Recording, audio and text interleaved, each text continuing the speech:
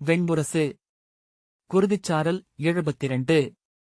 வாசிப்பது சந்தீப். முதற்புலரிக்கு முன்பே அசலையும் தாரையும் கர்ணனின் மாளிகை முகப்புக்கு வந்தனர்.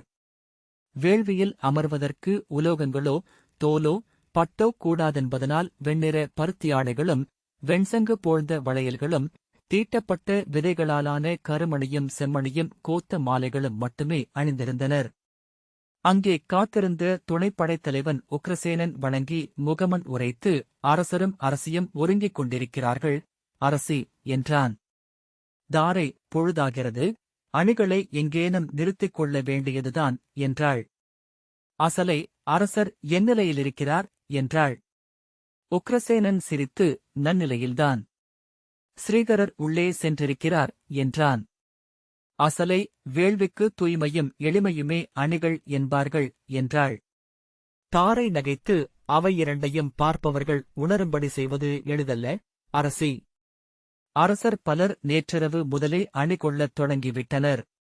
வேள்விக்கு அணி செய்ய கற்ற அணிச்சூதர்கள் சிலரை கூட்டி வந்திருக்கிறார் சைந்தவர் என்றாள். அவர்கள் படியேறி மேலே சென்றபோது சபரி மூச்சிறைக்க ஓடிவந்து அவர்களை எதிர்கொண்டாள். கலிங்கத்தரசி அணிகொள்கிறார். நான் கீழே வரும்போதே முடிந்துவிட்டது. அவையறையில் சற்று பொறுத்திருக்க வேண்டும் அரசி என்றாள். அவர்கள் அங்கிருந்த பீடங்களில் அமர, சபரி படிகளில் ஓசையுடன் மேலேறிச் சென்று அணியறையை அடைந்து இரு அரசியரும் வந்துள்ளனர் அரசி. அவர்கள் வந்தபின் நாம் பிந்துவது முறையல்ல என்றாள். ஆடி நோக்கி உளம் அழிந்து அமர்ந்திருந்த சுப்ரியை திரும்பி நோக்கி, என்ன என்றாள். அரசியர் இருவருமே வந்துள்ளனர் என்றாள் சபரி.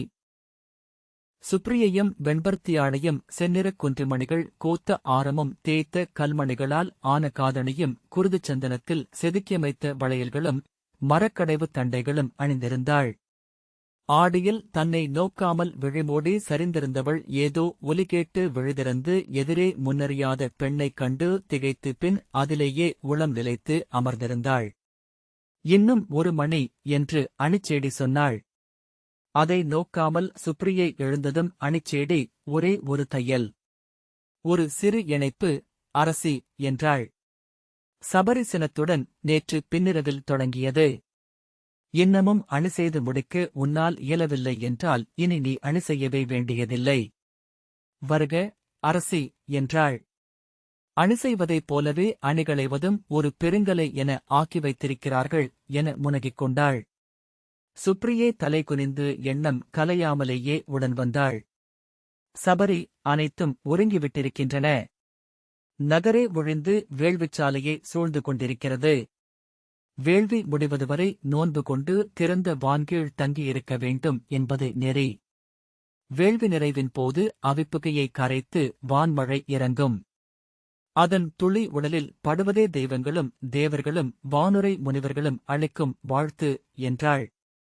படியிறங்கிய போது சுப்ரியை, இளைய யாதவர் இன்று வேள்வியவைக்கு வருவாரா என்றாள். வருவார், ஆனால் அவருடைய இடம் வைதிகரும் முனிவரும் அறிஞரும் அமரும் அவையில்தான் என்றாள் சபரி. சுப்ரியை பெருமூச்சு விட்டாள். காலையிலேயே நம் அரசர் அணி கொண்டு முடித்துவிட்டார். ஸ்ரீகரர் அவரை ஒருக்கிக் கொண்டுவரச் சென்றிருக்கிறார் என்றாள் சபரி. அவளைக் கண்டதும் அசலையும் தாரையும் எழுந்தனர். சபரி, அரசி, இத்தோற்றத்தில் உஷைதேவி எழுந்தது போல் இருக்கிறீர்கள் என்றாள். சுப்ரியை புன்னகை செய்து, அரசர் எழுந்துவிட்டாரா என்று கேட்டாள். சபரி, இதோ நோக்கி வருகிறேன் என்றாள். அதற்குள் அப்பால் சங்கொலி எழுந்தது. எழுந்தருள்கிறார் என்று சபரி சொன்னாள். இரவிலேயே வெள்ளித்தேர் வந்துவிட்டது. நாம் கங்கைக்கரையை அடைவது வரை விடியாது. விடியலில் சென்றிருந்தால் இளங்கதிர்பட்ட முகில் போல பொன்னிறம் கொண்டிருக்கும். சபரி, எழுக அரசி என்றாள். சுப்ரியை எழுந்து இருபக்கமும் அசலையும் தாரையும் துணைவர வெளியே சென்றாள். சபரி, சில நாட்களுக்கு முன்பு வரை இந்நகரை மூடி இருண்ட முகில் நின்றிருந்தது என்கிறார்கள். நஞ்சன ஒரு பாசி படிந்து நகரே நோயிலிருந்ததாம். நகரெங்கும் காக்கைகளும் நரிகளும் நிறைந்திருந்தனவாம். வேள்விக்கு முடிவெடுத்ததுமே இரவு விடிவது போல் நகர் ஒளிகொண்டு எழுந்துவிட்டது என்றாள். மறுபக்கப் படிகளினூடாக கர்ணன் துணையாக குண்டாசியும் சுஜாதனும் நடந்து வர படியிறங்கினான். வெண்ணிற அரையாடைக்கு மேல் மெல்லிய வெண்பருத்தி மேலாடையைச் சுற்றியிருந்தான். காதுகளில் பளிங்குக்கல் கடைந்த மணிகளால் ஆன குண்டலங்கள். வேறெந்த அணிகலன்களுமில்லை. சந்தனக் குரடுகள் அவன் காலடியில் ஒலி எழுப்பின. சுப்ரியை அவனை அத்தோற்றத்தில் கண்டதும் முதற்கணம் உள்ளம் மலைக்க கால் நிலைத்து விட்டாள். அரசி என சபரி சொன்னதும் மேலும் நடந்தாள். அவளால் அவன் உடலை விட்டு விழிநீக்க இயலவில்லை. கரிய பெருந்தோள்கள் போர்வடுக்களுடன் நீர்வழியும் உச்சிமலை பாறையென திறந்து விரிந்திருந்தன. பாறையின் உப்புவரிகளென அவற்றிலோடும் நரம்புகள். இளங்களிற்று மத்தகம் போல் புடைத்தசையும் புயத்தசைகள். அவன் மார்பையே நோக்கிக் கொண்டிருப்பதை அவளே உணர்ந்ததும் விழிவிலக்கிக் கொண்டாள். அயலவன் போல என எண்ணியதும் விந்தையுடன் விழிதூக்கி மீண்டும் நோக்கினாள். அயலவன் போலத்தான் இருந்தான். அவனை அத்தனை எளிய தோற்றத்தில் முன்னர் நோக்கியதே இல்லை. அந்தக் காட்சியிலிருந்து அவள் கண்ட கர்ணனின் அத்தனை தோற்றங்களையும் சென்றடைந்தாள். சபரி அணியின்மை ஆண்களுக்கு அழகு, அரசி என்றாள். அவள் ஒன்றும் சொல்லாமல் தரை நோக்கி நடந்தாள். நீராடி எழும் இளங்களிரெனத் தோன்றுகிறார் என்றாள் சபரி மீண்டும். கதிர்மைந்தன் கரியோனாக இருப்பது ஏன் என்று ஒரு சூதன் ஒருமுறை பாடினான். கனல் நீர்ப்பட்டால் கருமை கொள்ளும். அங்கர் இங்குள்ள பெண்களின் விழி நிறைந்த காதலால் கருமை கொண்டிருக்கிறார் சிரித்தபடி. ஆம், என் நிலத்தில் இன்று அங்கரைப் போல் அழகர் பிறரில்லை என்று தாரை சொன்னாள். அசலை, அதை நீ சொல்லி அரசி அறிய வேண்டுமா என்ன என்றாள். தாரை, நான் என்ன சொன்னேன்? சூதர் பாடல்களில் அவர் அழகைப் பற்றி சொல்லாத ஒன்று கூட இல்லை என்றுதான் என்றாள். அசலை அவளை நோக்கி புன்னகைக்க விழிகளால் சுப்ரியையே சுட்டிக்காட்டிவிட்டு தாரை தொடர்ந்தாள். அனல் அழகுறுவது வேள்வி நிலையில், அங்கர் போர் நிலையில் என ஒரு விரலி பாடினாள். போர்க்கலையின் இரு அழகுகளை பார்த்தரிடமும் அங்கரிடமும் காணலாம் என்றாள். அது பெண்ணுடலின் நடனம் என்றிருக்கும். இது ஆணுடலின் தாண்டவம்.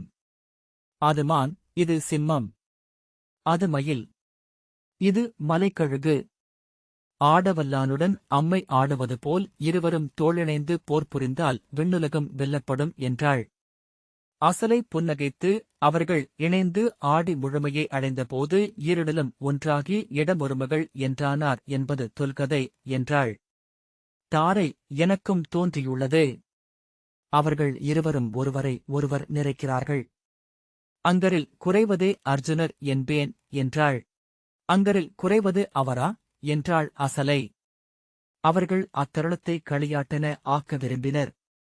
ஆனால் ஓயாது பேசிக் கொண்டிருந்த சபரி அப்பேச்சிலிருந்து அகன்று விட்டிருந்தாள். ஆம், அன்னையில் மைந்தர் என என்றாள் தாரை. அசலை சிரித்தாள். சுப்ரியை அச்சொற்களை கேட்டுக்கொண்டே இருந்தாள். அச்சம் கொண்டவள் போல, அரிதொன்றின் அணுக்கம் கண்டவள் போல நெஞ்சு துடித்துக் கொண்டே இருந்தது. ஸ்ரீகரர் முற்றத்தில் இறங்கி கைகாட்ட நிமித்திகன் சங்கொலி எழுப்பினான். படைவீரர்கள் வாளும் வேலும் தாழ்த்தி வாழ்த்தொலி எழுப்பினர். கர்ணன் ஸ்ரீகரரின் தோளில் கை வைத்து தலை சரித்து நகைமொழி சொன்னான். அவர் சிரித்தபடி விழுதிருப்ப அவளைக் கண்டு, அரசி, வருக என்றார்.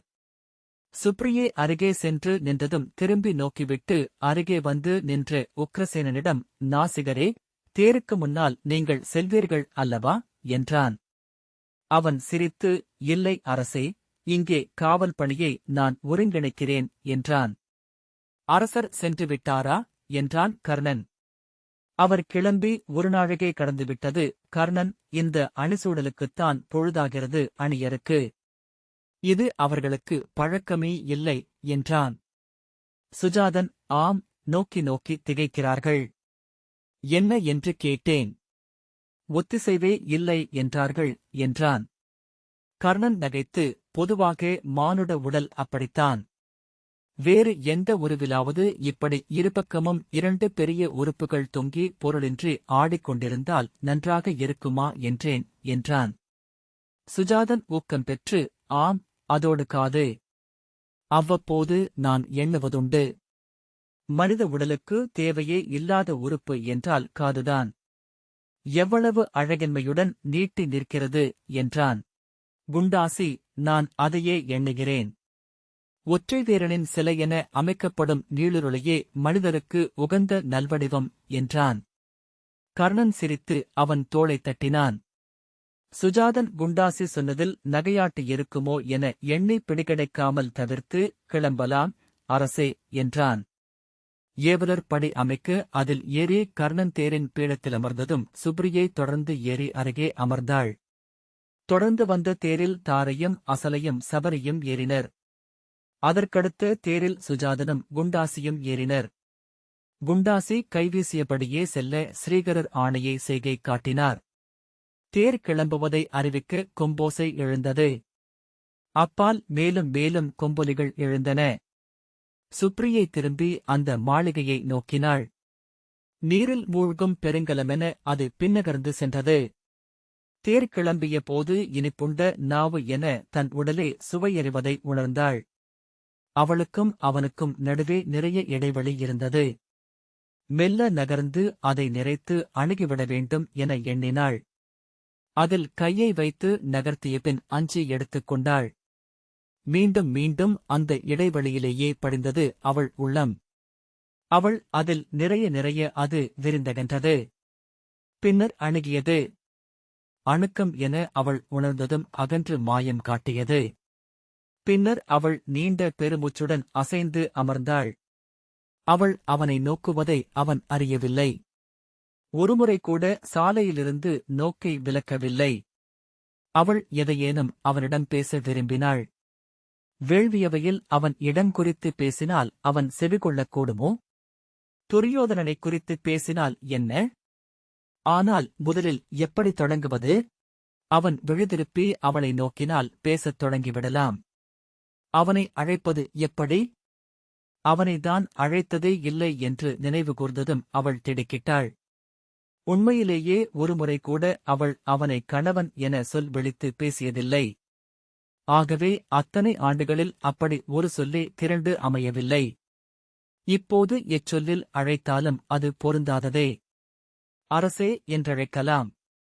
ஆனால் அச்சொல் அன்று அவளுக்கு அயலானதாகத் தோன்றியது. கர்ணன் அவளை நோக்காமல் தாழ்ந்த குரலில், அங்கே வேள்வியவையில் அமர்ந்திருக்கும் க்ஷத்திரியர்கள் பெரும்பாலானவர்கள் என்னால் வெல்லப்பட்டவர்கள். என்னை வெல்ல ஒரு தருணமென இந்த அவையை அவர்கள் எண்ணக்கூடும் என்றான். அவன் குரல் இடறியது தேரின் ஓட்டத்தால் எனத் தோன்றியது. அவள் நெஞ்சு ஒலிப்பது செவியிலெழ சொல்லெடுக்க இயலாமல் உயிரிழந்து தடித்த நாவுடன் அமர்ந்திருந்தாள். அந்தணர் தங்களுக்கு அரசரையே சுண்டி எரியும் ஆற்றலுண்டு என நிறுவும் தருணமாக இதை கொள்ளவும் கூடும். அவைச்சிறுமை நிகழுமென்று என் உள்ளுணர்வு சொல்கிறது. எதுவானாலும் அது எனக்குரியதே. உனை நோக்கியல்ல என்று கொள்க என்றான். அவள் பற்களைக் கடித்தபடி, அவ்வண்ணமென்றால் என்னை ஏன் அழைத்து வர வேண்டும்?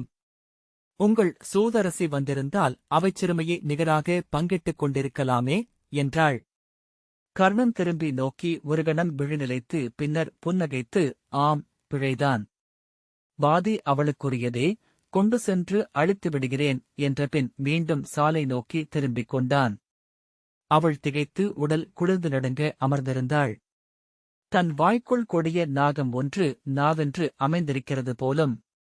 அச்சொற்கள் என்னுடையவை அல்ல, அக்கீழ்மை என்னுடையதல்ல. அரசே, என் கதிரே, அவற்றை என்மேல் ஏறிய ஏதோ இருள் தெய்வமே உரைத்தது. அவள் தொண்டை அழைத்திருந்தது, மூச்சு ஏறி இறங்கியது. ஏன் அதை சொன்னேன்? நாப்பழக்கமாகவா? அன்றி அவனை வேல்நுனியால் குத்தி என்னை நோக்குக என்றேனா? அச்சொல்லை திரும்ப எடுப்பது எப்படி? அது இழிசொல்லே. கீழ்மையென நான் வெளிப்பட்ட தருணமே. என் இறையே, அதில் கூட பிரிதுருத்தியுடன் பகர முடியாமையை அல்லவா நான் சொன்னேன். அவள் தன்னுள் உள்ளம் கரைந்து சொல் பெருக்கினாள். பொழிந்து ஓய்ந்து துளிசொட்டி அமைதியான போது உள்ளம் வெறுமை கொண்டிருந்தது. இரு கைகளிலும் தலையைத் தாங்கி குனிந்து அமர்ந்திருந்தாள். விழியூறிக் கொண்டிருந்தது. ஒரு துளி சொட்டத் தொடங்கினால் கதறி அழுதுவிடுவோம் என தோன்றியது. தேர் நின்றபோதுதான் வேள்விச்சாலை முகப்புக்கு வந்துவிட்டிருப்பதை அவள் உணர்ந்தாள். மறுபக்கம் தேருக்கு வெளியே வைதிகர் 7 நிறைகுடங்களுடன் நின்றிருந்தனர். கர்ணனுடன் அவள் இறங்கிய போது நீர் தெளித்து வேதமோதி வாழ்த்தினர். வாழ்த்தொலியோ குரவையோ மங்கள இசையோ எழவில்லை. கர்ணன் பாதக்குரடுகளை கழற்றி வைத்துவிட்டு பசுஞ்சாணி மெழுகப்பட்ட பாதையில் நடக்க அவள் அவனுக்கு ஓர் அடி பின்னால் தொடர்ந்து சென்றாள். பின்னால் வந்த தேரிலிருந்து இறங்கிய அசலையும் தாரையும் பிறிதொரு வழியினூடாக அவை நோக்கி செல்ல குண்டாசியும் சுஜாதனும் மட்டும் அவர்களுடன் இணைந்தனர். சுஜாதன், அரசர் வந்து அவை முகப்பில் அமர்ந்திருக்கிறார், மூத்தவரே என்றான். இந்த அவை பருந்தின் வடிவு கொண்டது. வலச்சரை அரசருக்குரியது. குண்டாசி அமைச்சரிடம் சென்று மூத்தவர் எங்க வர வேண்டும் என்று கேட்டு வருக என்றான். சுஜாதன் ஓடிச் செல்ல கர்ணன் அவன் திரும்பி வர பொழுதளித்து மிக மெல்ல நடந்தபடி, விதுரர் வரவில்லையா என்றான். இல்லை மூத்தவரே, அவருக்கு உடல் நலமில்லை. தொடர்ந்து காய்ச்சலும் நினைவழுதலுமாகவே இருக்கிறார். துவாரகையிலிருந்து அவர் மைந்தர் சுபோத்தியரும் சுசரிதரும் வந்து உடனிருக்கிறார்கள் என்றான். அவர்கள் பாண்டவரின் தரப்பை உளம் கொண்டவர்கள். ஆகவே அரசரை சந்திக்க வரவில்லை. கர்ணன் இளமையில் அவர்களை கண்டிருக்கிறேன் என்றான். சுஜாதன் ஓடிவந்து அவர்களுடன் இணைந்து கொண்டு, அரசருக்கு வலப்பக்கம் பீடம் அங்குதான் போடப்பட்டிருக்கிறது என்றான். வேள்வியரங்கு நிறையத் தொடங்கியிருந்தது. வைதிக முனிவர்களான வேதமித்ரர், சௌபாரி, சாகுலியர் மூவரும் அனலழகியை மேல்நோட்டமிட்டுக் கொண்டிருந்தனர். விஸ்வாமித்திர மரபை சேர்ந்தவரான காலவர் மைந்தர் சிருங்கவானுடன் உள்ளே நுழைய வைதிகர்களிடம் கார்வையொலி எழுந்தது. வேள்வி நிலைக்குள் எவருக்கும் முகமனோ வரவேற்போ வாழ்த்தோ வழங்கப்படவில்லை. எனினும் அந்தணருக்கும் முனிவருக்கும் மட்டுமே அங்கே ஏற்பின் முழக்கம் எழுந்தது என சுப்ரியை உணர்ந்தாள். அஸ்தனபுரியின் தலைமை வைதிகர் காசியப குலத்து கிருசர் வெண்ணிற கீழாடையும் தோளில் முடிச்சிட்ட வெண்மேலாடையும் கழுத்தில் கல்மணி மாலையும் அணிந்தவராக அவர்களைக் கடந்து கைவீசி ஆணையிட்டபடியே ஓடினார். அவர் அருகே வந்த இளவைதிகர் அவர் ஆணையை ஏற்று தலைவணங்கி பல திசைகளுக்காக சிதறினர். சுஜாதன், வில்லில் இருந்து அம்புகளென எழுந்து பறக்கிறார்கள் என்றான். கலிங்க நாட்டு மன்னர் சுருதிதர் பட்டத்து இளவரசன் சக்கரதேவனுடன் உள்ளே நுழைந்து தன் இடத்தை தேட சுஜாதன், இதோ வருகிறேன் மூத்தவரே என அவரை நோக்கி ஓடினான். அதர்வ வைதிகர்களான குத்ச குலத்து தாரகரும் மௌத்கலிய குலத்து தேவதத்தரும் தங்கள் மாணவர்களுடன் 5 எரிகுளங்களையும் மீண்டுமொருமுறை நோக்கிக் கொண்டிருந்தனர். அங்கிரசின் மகன் ஹோரர் அவ்வேள்விக்கென அவிக்கொடையாளராக சிறப்பு அழைப்பின் பேரில் வந்திருந்தார். அவரை கிருசர் நேரில் அழைத்து வந்து பீடத்தில் அமரச் செய்தார். வேள்விச்சாலையை அமைத்த சிந்து நாட்டு சிற்பியான பரமரும் அவருடைய 7 மாணவர்களும் வைதிகர்களால் கொண்டு வரப்பட்டு அவை முகப்பில் அமரச் செய்யப்பட்டனர். கௌதம குலத்தவரான சிரகாரி தன் மாணவர்களுடன் அவை நுழைந்து இளவைதிகர்களால் தர்ப்பையிடப்பட்ட பீடத்திற்கு கொண்டு சென்று அமர்த்தப்பட்டதை சுப்ரியை கண்டாள். அகத்திய குலத்தவரான திருடசியுவும் திருடையுவும் அவைக்கு வந்தனர். ஒவ்வொருவரையும் அவள் முன்னரே அறிந்திருந்தாள். அவர்களின் நெடும்பயணங்கள் அணுகவுண்ணா காடுகளிலும் மலைகளிலும் அயல் நிலங்களிலும் அமைந்த அவர்களின் குறுநிலைகள் அனைத்தும் நினைவில் எழுந்தன. சற்று தொலைவில் அமர்ந்திருப்பவர் கண்வ மரபினரான திருசோகர். அப்பால் எரிகுளங்களின் அருகே பொருட்களை உருக்கிக் கொண்டிருப்பவர்கள் பெருவைதிகர்களான குண்டஜடரும் குண்டரும். அவள் விழிகள் ஒவ்வொருவரையாக தொட்டுச் சென்றபோது அவள் அவர்களனைவரையும் முன்னரே அணுகிப் பழகி அறிந்திருப்பவளாக உணர்ந்து அகம் திகைத்தாள். துரியோதனன் மரத்தாலான தாழ்ந்த பீடத்தில் கால் மடித்து அமர்ந்திருந்தான். அவனருகே துச்சாதனனும் துச்சலனும் துர்மதனும் துச்சகனும் அமர்ந்திருந்தனர். வைதிகர் ஒருவர் அவன் இடையில் தர்ப்பையாலான கச்சை ஒன்றை கட்டிக் கொண்டிருந்தார். துச்சாதனன் எழுந்து கர்ணன் அமர்வதற்காக பீடத்தை சுட்டிக்காட்டினான். துச்சகன் அப்பால் பானுமதி அமர்ந்திருந்த இடத்தைச் சுட்டி அங்கே அமரும்படி சுப்ரியையிடம் கை காட்டினான். கர்ணன் தனக்கான பீடத்தில் அமர்ந்ததும் சுப்ரியை சென்று பானுமதியின் அருகே அமர்ந்தாள். பானுமதி புன்னகைத்து விழிகளால் வரவேற்றாள். வெளியே வலம்புரிச்சங்கம் ஒலித்துக் கொண்டே இருந்தது. வசிட்ட மரபினரான குந்ததந்தர் தன் துணைவர்களான ஊர்ஜர், ரஜஸ், காத்ரர், ஊர்த்வபாகு, சவனர், சுதபஸ் ஆகியோருடன் அவைக்குள் வந்து அமர்ந்தார். பானுமதி விழிகளால் சுட்டி, அவர்கள் யார் என்று கேட்டாள். சுப்ரியை நோக்கிவிட்டு, அரசி, அவர்கள் விஸ்வாமித்திர மரபினரான காபிலேயரும் காருஷரும் என்றாள். அவர்கள் கலிங்கத்தில் ஏதேனும் வேள்விக்கு வந்துள்ளனரா என்றாள் பானுமதி. இல்லை அரசி, நான் அவர்களை பார்த்ததே இல்லை. ஆனால் அவர்களைப் பற்றிய சூதர்பாடல்களை கேட்டிருக்கிறேன். பானுமதி வியந்து, சொல்லில் இருந்து இத்தனை கூர்மையாக மானுட முகங்களை எடுத்துக்கொள்ள முடியுமா என்றாள். மானுட முகங்களை சொல்லாக்கலாம் என்றால் இதுவும் இயல்பதே என்றாள் சுப்ரியை. நீ காவியங்களை பயில்வதுண்டா என்றாள் பானுமதி. இல்லை அரசி, நான் பயணங்களை மட்டுமே நோக்குவது வழக்கம். இங்கே பயணங்கள் வேள்விகளின் பொருட்டும் படையெடுப்பின் பொருட்டும் வணிகத்தின் பொருட்டும் மட்டுமே நிகழ்கின்றன. பானுமதி சிரித்து, குலத்திற்கு ஒன்று சொல்லிவிட்டாய். நான்காவதையும் சொல்.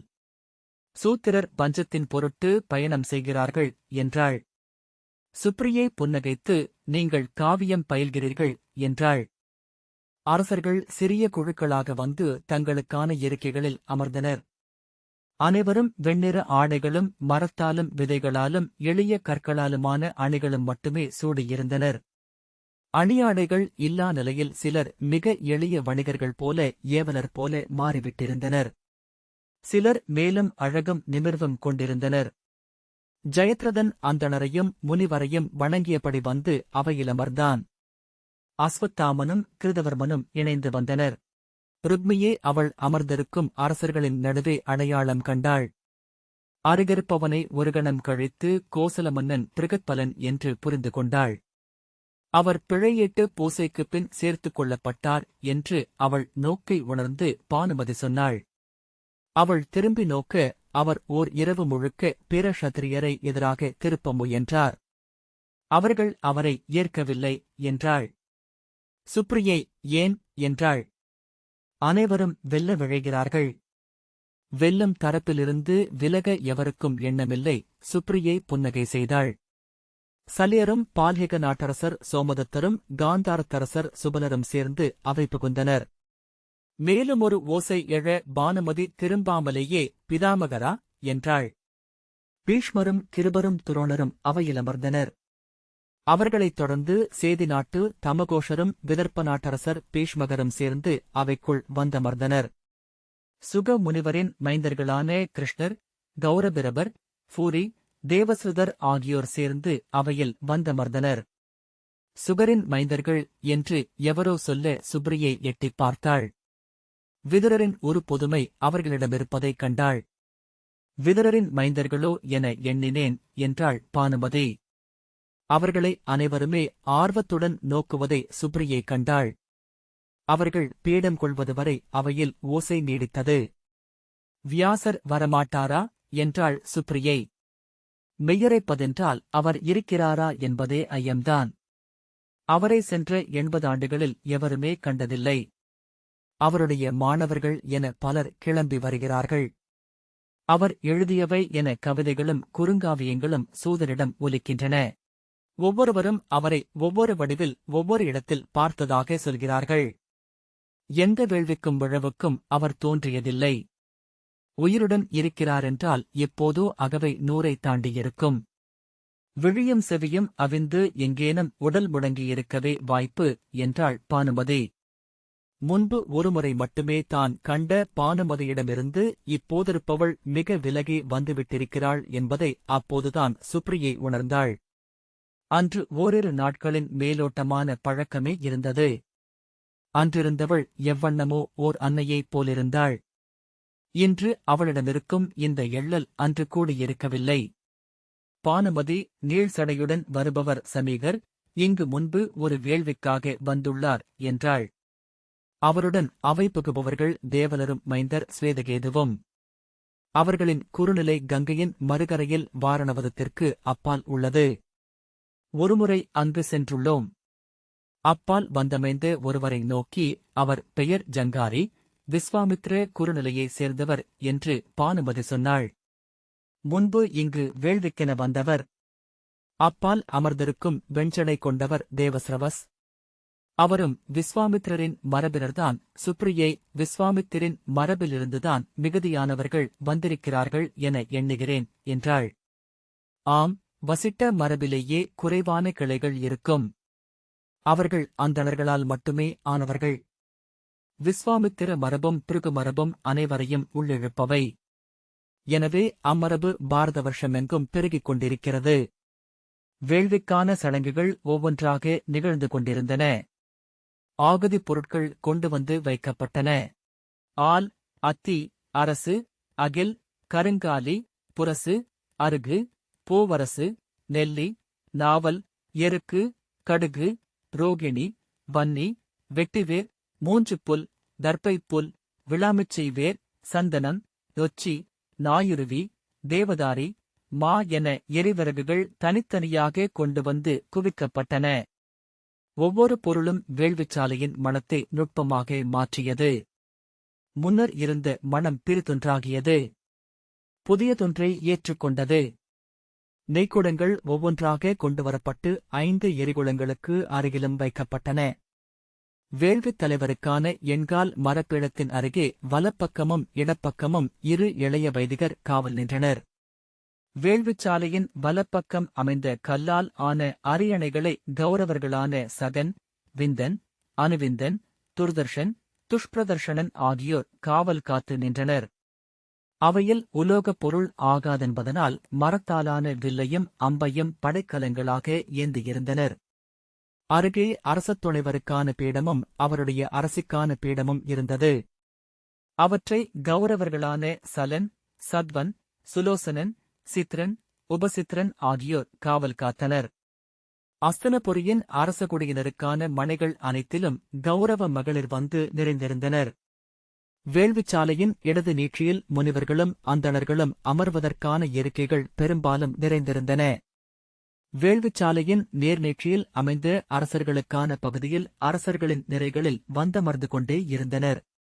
எவருக்கும் வாழ்த்தும் அறிவிப்பும் இல்லை என்பதனால் அவர்கள் அனைவருமே சற்று நிலை எழுந்திருந்தனர். அரசர்களுக்குரிய நீள்காலடியை இசையிலாது வைத்தபோது அது ஒவ்வாமலிருந்தது. இயல்பாக நடந்தபோது அவர்கள் அரசர்களல்லாமல் தோன்றினர். அங்கு ஒவ்வொரு மூலையிலும் ஒவ்வொரு சடங்கு நிகழ்ந்து கொண்டிருந்தது.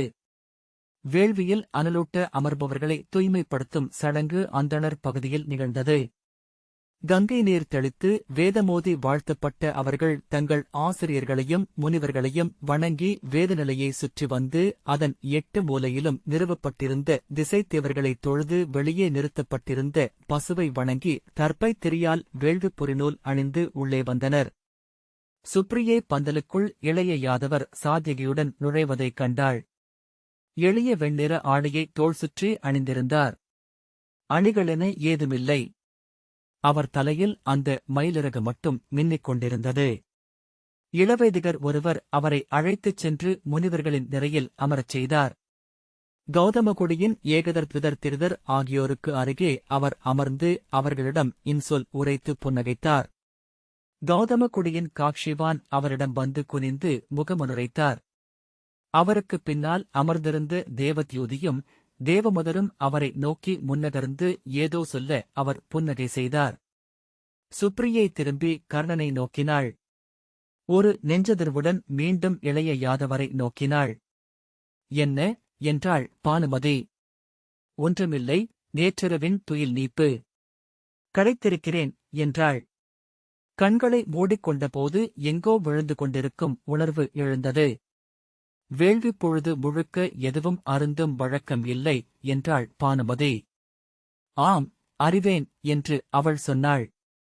வேள்வியவை மெல்ல முழுமையடைவதை ஓசையினூடாகவே அவள் கேட்டாள். விழிக்குள் எழுந்த பிம்பங்களால் மீண்டும் திடுக்கிட்டு விழுதிருந்தாள். இருவரையும் நோக்கியபின் தலைகுனிந்து மேலாடையை இழுத்து தன் முகத்தின் மேல் விட்டுக் கொண்டாள். இந்த வாசிப்பை கேட்டதற்கு நன்றி.